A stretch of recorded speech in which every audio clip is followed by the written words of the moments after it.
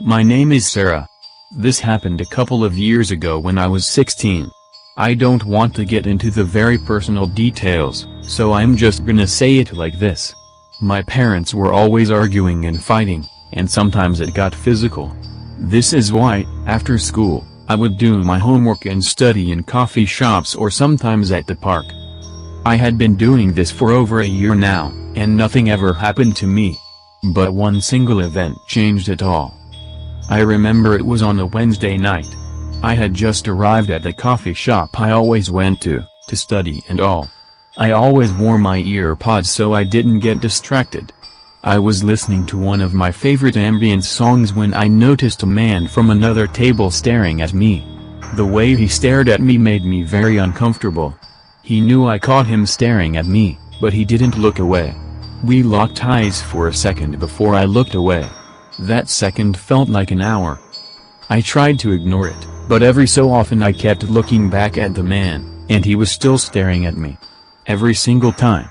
The man was sitting alone, and he had a very scruffy beard, one that you would get if you didn't shower for 4 weeks. His hair was messy and his eyes were creepy. He had low quality and probably very cheap clothes. I started to think this man was either homeless, or a drug addict.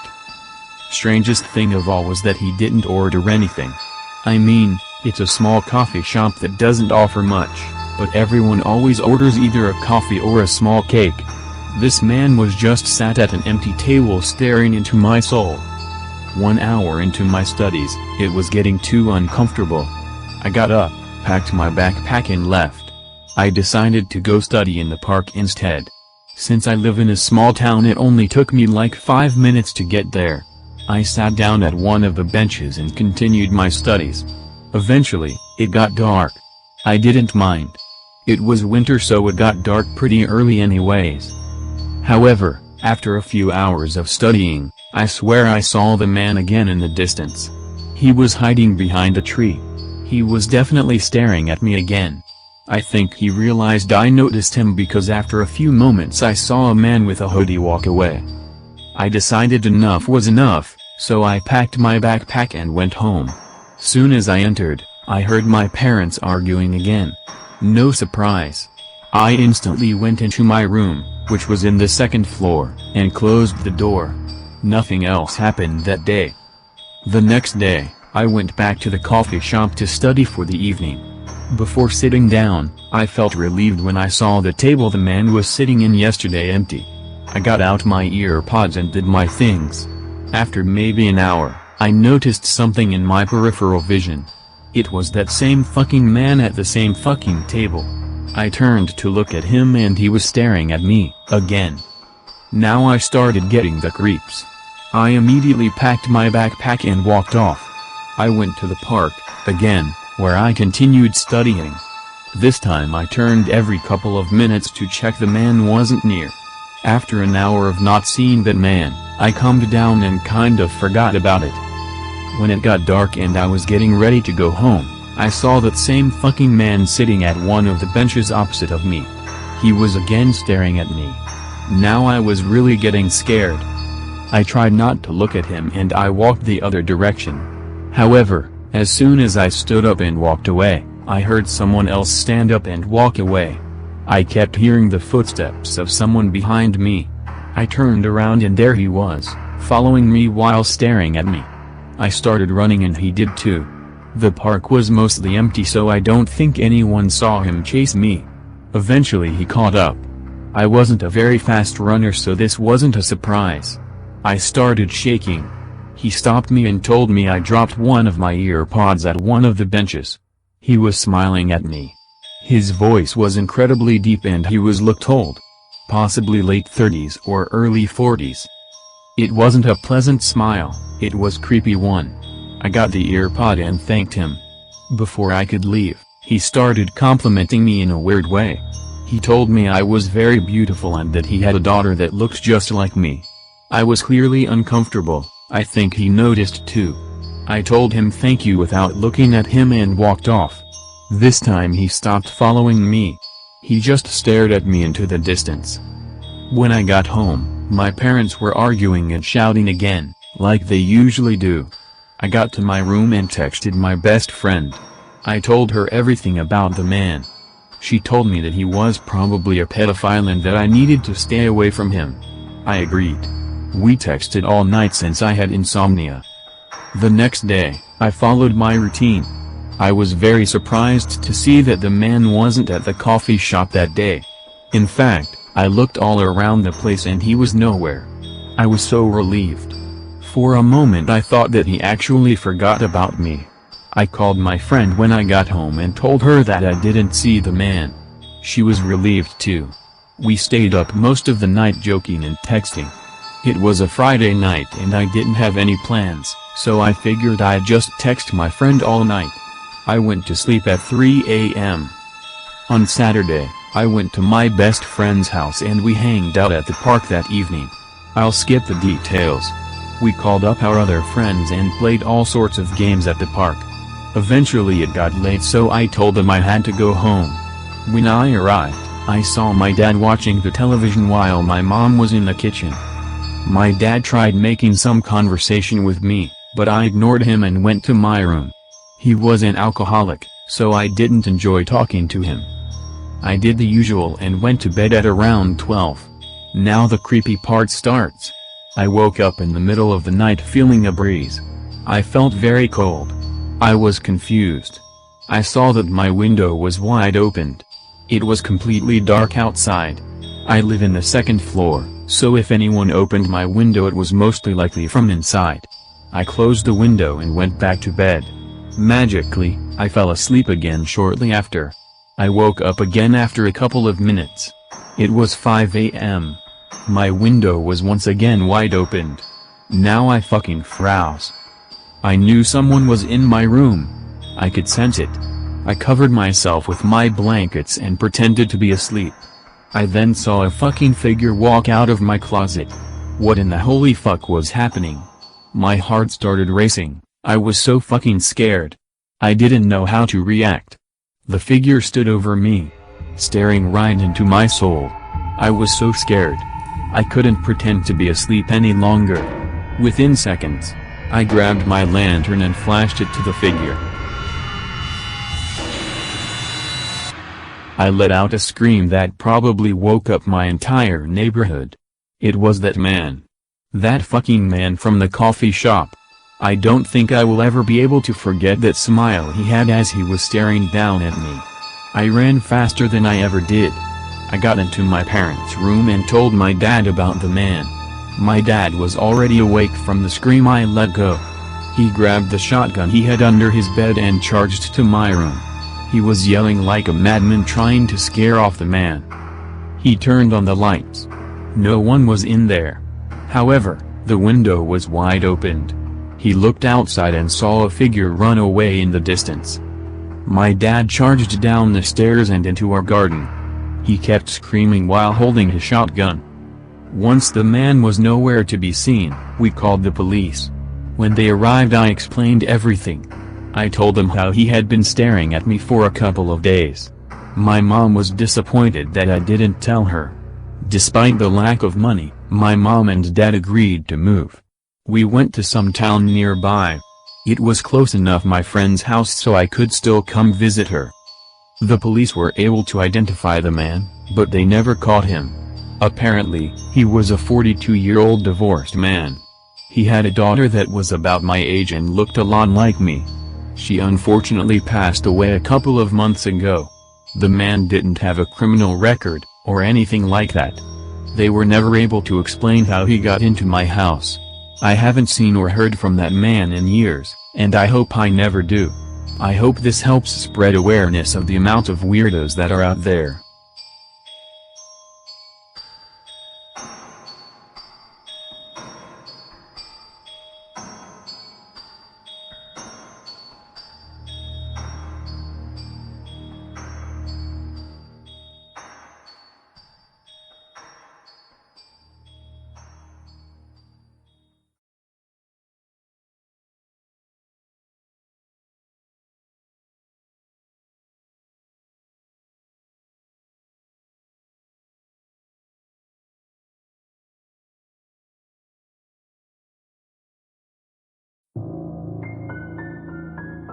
This is the scariest thing that has ever occurred to me.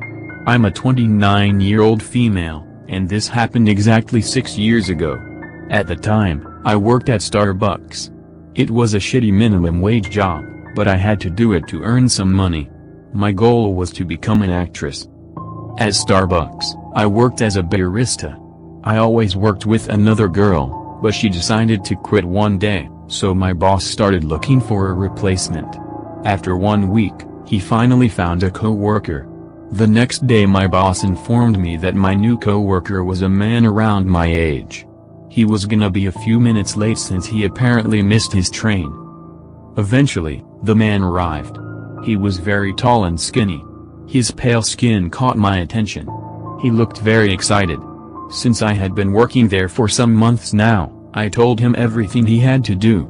I worked at a small Starbucks, so we never had many orders. It was a simple job. My new co-worker had this sinister smile while I explained everything to him. I don't want to reveal his personal information, so let's just call him Jack. Jack was a weird guy. I caught him staring at me all the time. I don't want to sound arrogant or cocky, but I consider myself a very attractive individual. I didn't think much of this since many people already stared at me all the time, but I was uncomfortable. Jack was this weird guy that probably got picked on in school, so I always kind of felt bad for him, hence I never confronted him. After working next to him for an entire month, he started acting even more strange. Whenever I arrived for work, he'd always already be there. Even when I arrived super early, he would still already be there. He always stared at me when I wasn't looking or talking to him. I was starting to get creeped out. I informed my boss about all of this and told him I didn't want to work with Jack any longer. My boss said that we didn't have anyone else, and that if I wanted the money, I had to put up with him. I kept on working with Jack for another week. That was the worst week of my life. Every time I arrived at work, he started complimenting me on how I looked. I didn't know how to tell him to stop and leave me alone, so most of the time I flat out ignored him. Whenever I got my phone, he stared at me with a smile.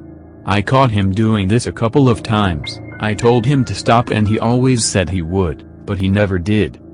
Eventually, Friday came. I arrived to work like every other day. This time Jack was being extra creepy.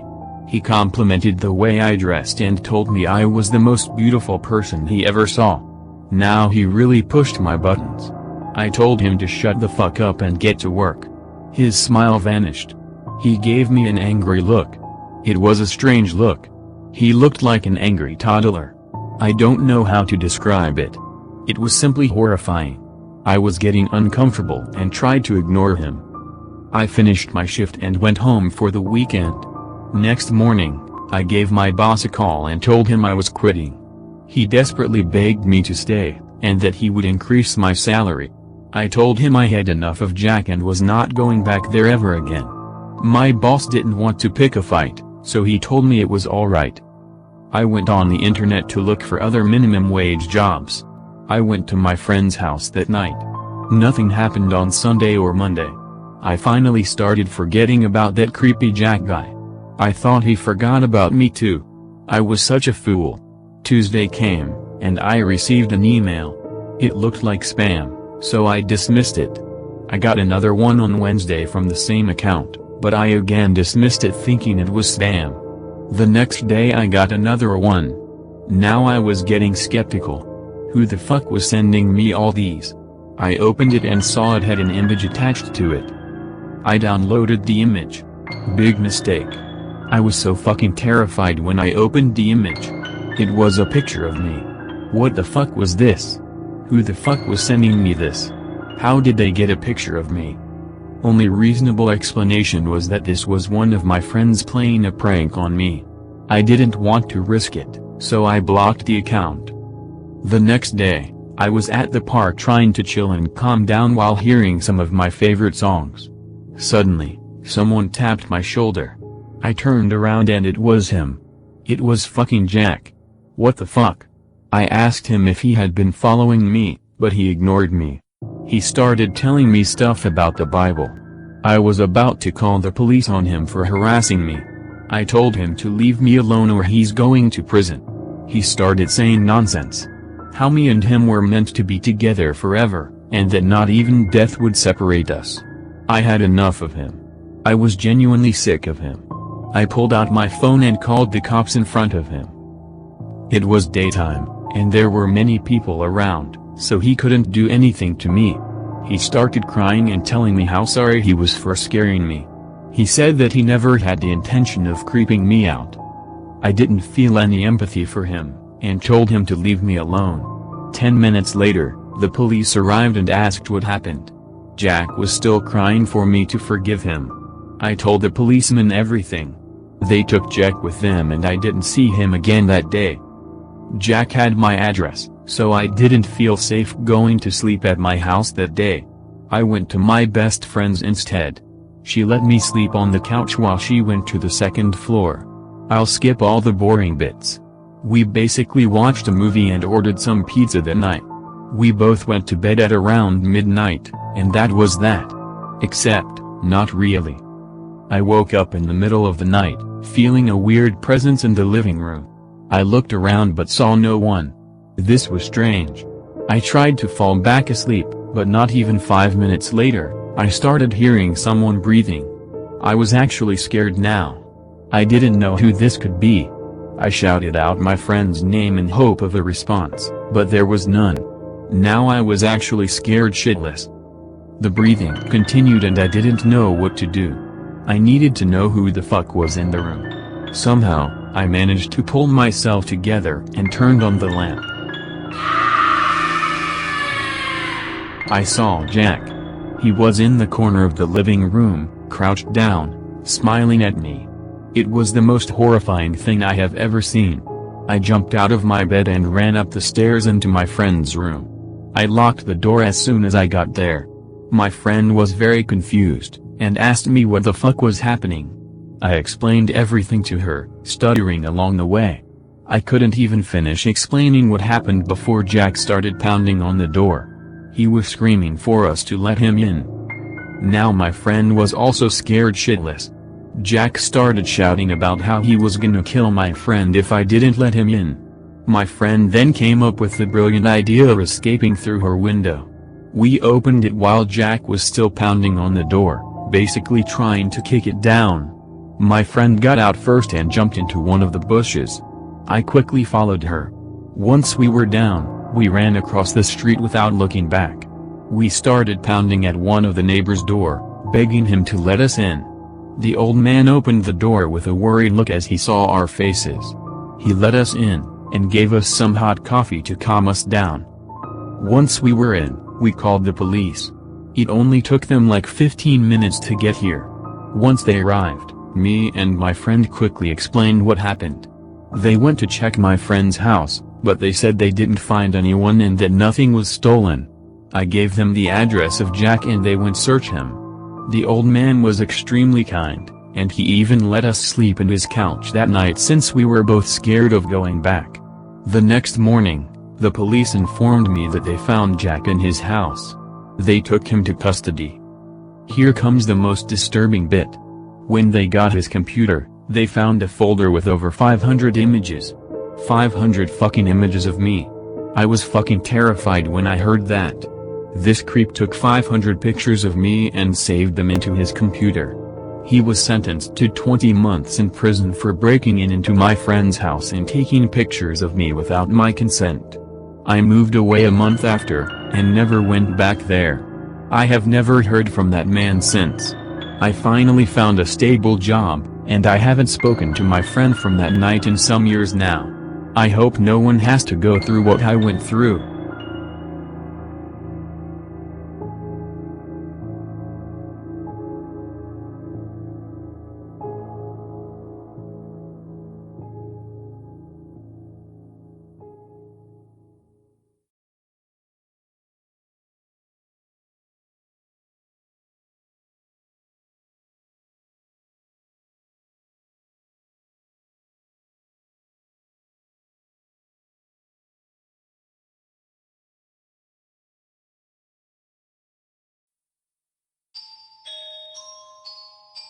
I don't know where to start, so I'll just give you some background information. I'm a 25-year-old male from Dallas, Texas.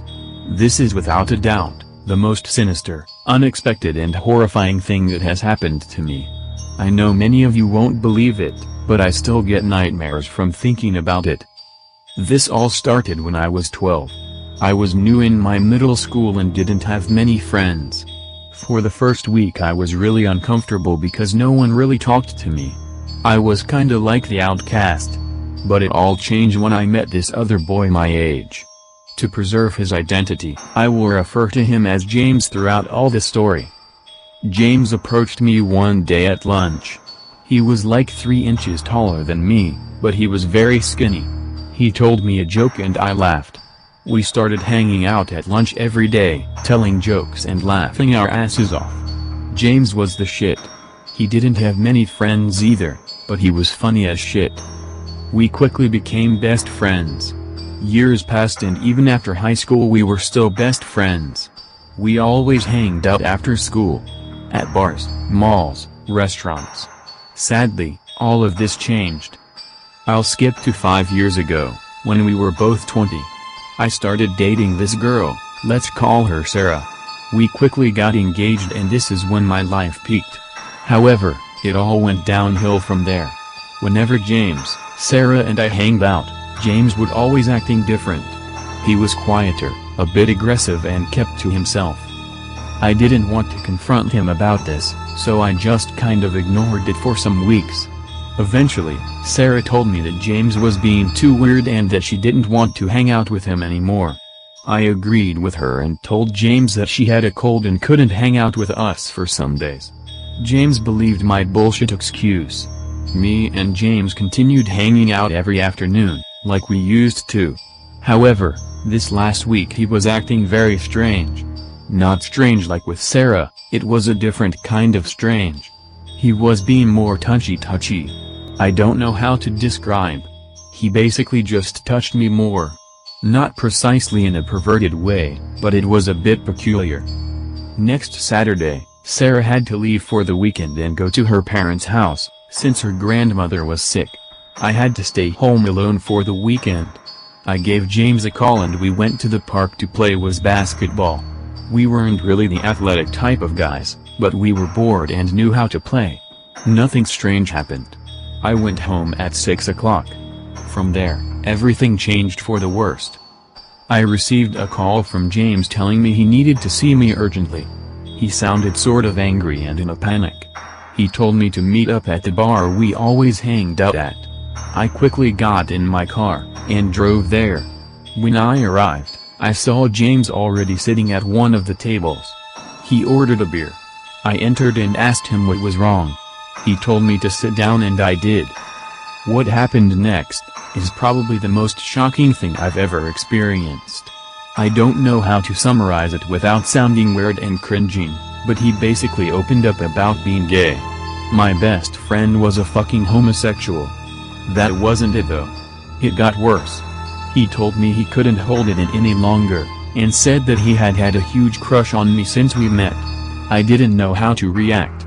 At first I thought he was joking. His facial expression was indescribable. His face was red, and it looked like he was either gonna burst out in tears or in anger. I asked him if he was for real, and he told me he was. He noticed my disturbed and surprised look, and he kept telling me about being in a relationship with him. By then, I had enough. I told him I really wasn't feeling alright and that I had to go home. I stood up as he grabbed my arm with force. He looked furious. He kept telling me how he's done so much for me, and how he supported me in my worst moments. I forcefully took his hand off me and left the bar. What in the actual fuck did just happen? I didn't know how to react. I got in my car and drove back home. On the way there, I had so many thoughts run through my head. This explained why he was being so weird these last couple of weeks. I kept praying to God that this was a joke, but it sadly wasn't. When I got home, I saw that I had over 30 new messages from James. What the fuck?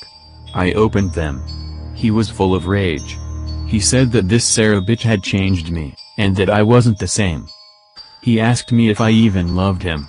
He sent all these in just under 2 minutes.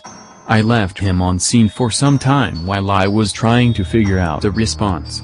I was fucking clueless. I googled for similar situations, but I didn't find anything. I decided to just text him about how bad I felt. I told him I wasn't feeling well and that I had to go to bed. He responded almost immediately, sending messages very fast. No, he kept repeating. At this point, I didn't know what to fucking say anymore. I put on airplane mode and went to bed. It was very early, but I had a terrible headache and was in complete shock. Now, for all of you that probably think I'm a homophobe or something, I'm really not. I was just completely shocked that my best friend for 8 years was gay and had a crush on me.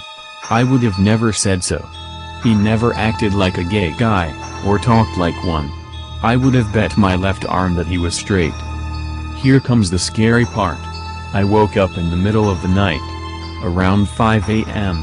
I heard something fall downstairs. I didn't know what that could be, so I got up and went to check. I didn't even worry about a potential murderer being down there, because the only thing on my mind was what James had told me the previous evening. When I got downstairs, I saw one of the plates was on the floor. The horrifying part was that I saw my kitchen window wide open. Someone had either just been at my house, or still was. I did not want to die, so I called the cops and locked myself in the bathroom until they arrived. 20 minutes later, they knocked at my door. They searched the entire house and saw no one. However, one of the policemen saw that my backyard had fresh footsteps all over it. They said that it was likely just a burglar. I agreed. I went back to bed, this time locking my room, and nothing else happened. The next day I got on my phone and read the 60 messages James had sent me while I was asleep. The first 40 were sent before I even went to sleep, but the last 20 were sent only an hour ago. In these last messages, he was basically apologizing for how he reacted. He said he was sorry and that he wanted to see me at the park. Since I had nothing else to do, I got my clothes on and drove to the park. I could see James sitting at one of the benches. I waved him hello and he did too. I sat down next to him and before I could say anything, he apologized for yesterday. He said that he really needed to get it out, that he had been holding it for 8 years. 8 fucking years. I apologized too and told him that I shouldn't have left. We had a conversation for a couple of minutes. I received a message from Sarah asking me how everything was. I told James the first had to go now, and that we could hang out later. I don't know how, but he knew I received a message from Sarah. He told me that he hated her. I assumed he was jealous or something. I didn't know how to respond to that, so I pretended I didn't hear him say it. This was now beyond awkward. My 8-year-long friendship was quickly being destroyed. I was creeped out at the thought of even being near James. I lied to James. I didn't go hang out with him that evening, and I didn't even open any of his messages. He had sent me like 40 by Monday. Thank God my girlfriend Sarah returned on Monday. I was so hyped to see her. Seeing her made me temporarily forget about the James thing. She asked me how everything was, and I told her everything was fine. I really didn't want to bring up the James thing. If I told her, she'd probably hate him even more. Me and Sarah hanged out at a restaurant that evening and went to watch a movie at my place. Since I didn't want to sleep alone, because I thought that James could break into my house, I convinced Sarah to stay for the night. What happened next still gives me nightmares to this day. It was 10 o'clock. Sarah was going downstairs to get some snacks. I was in my room chilling, on my phone. Suddenly, I heard Sarah scream. It was a terrifying scream, one that would send chills down your spine. I rushed downstairs yelling her name along the way. What I saw downstairs will never be erased from my mind. I saw fucking James with a knife Sarah's throat. He was yelling for me to get away or he'd kill her. He was standing behind her, covering her mouth with one hand and holding a knife in her throat with the other one. Something that I thought could only happen in my nightmares, was now more real than ever. I could see Sarah's horror look. She was crying. I told James to calm down and that we could solve this like normal people. I told him that this wasn't Sarah's fault. He screamed at me telling me this was all her fault. By now, I was fucking shaking. I thought this could only happen in movies, or in my worst nightmares. My life flashed before my eyes. I didn't know what to do. I put my hands in the air while I slowly, very slowly, approached James and Sarah. I was calmly telling him to put the knife down. I promised him that if he put the knife down, I would dump Sarah. James looked so angry, but somehow fell for my lie. He slowly put down the knife and let Sarah go. As soon as he did that, I pulled Sarah's arm and ran with her up the stairs. James realized I had fooled him and quickly chased us. I was able to get myself and Sarah in my room. I locked the door on James, who started pounding it like a madman. I tried to figure out a way we could escape. My brain couldn't cope with what was happening. I was about to pass out. Sarah pointed at the window and told me to open it. I did. I let her get out first. She jumped to my backyard and ran off. I called the police as soon as she got downstairs. All of this was happening while James was furiously trying to kick down the door. Each kick was more powerful. I was crying on the phone. The police quickly got my address and told me they'd be there soon. I put the phone down and tried to leave through the window, but just then, James was able to break through the door.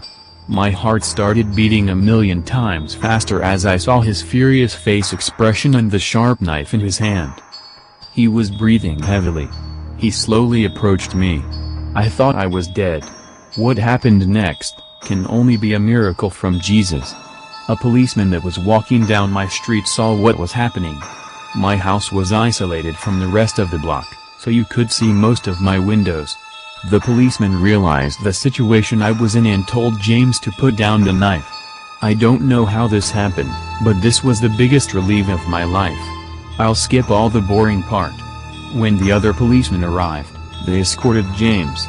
I was still breathing heavily from everything that had happened. It all happened so fast. The police also brought back Sarah, who was hiding behind one of the bushes in the park. This felt so unreal but real at the same time. I don't know how to describe it. The police asked me if I wanted to press charges. I denied their request. James was still my best friend, so I didn't want him to end in prison. Next morning, I went to a hotel and from there I looked for another house in another city. Me and Sarah broke up shortly after, and I have never seen either James or Sarah since. I don't know what would have happened that night if the cop wasn't walking down my street. I guess the moral of the story is, never trust anyone. Not even your best friend.